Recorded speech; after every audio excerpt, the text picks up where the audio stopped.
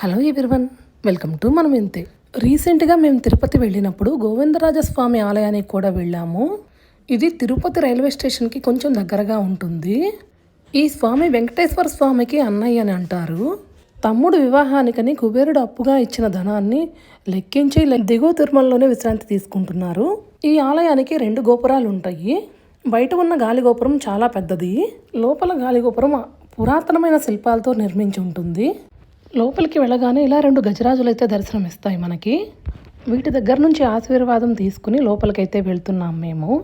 ముందుగా మా వారు మా పాప ఆశీర్వాదం తీసుకుంటున్నారు. నామాలు పెట్టుకుని గజరాజులు చూడండి ఎంత చక్కగా ఉన్నాయో. గజరాజులు బెదరకుండా ఇలా 2 కాపలా అయితే కాస్తున్నారు. ఇక్కడ గోవిందరాజస్వామి విగ్రహము శేషసాయి ఆదిశేషునిపై పడుకున్నట్లుగా ఉంటుంది. ఉత్తర దిక్కున పాదాలు, దక్షిణ దిక్కున తల అయితే ఉంటుంది.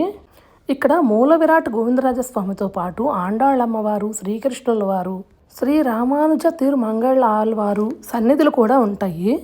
వైశాఖ మాసంలో గోవిందరాజస్వామి వారి బ్రహ్మోత్సవాలు చాలా బాగా జరుగుతాయి.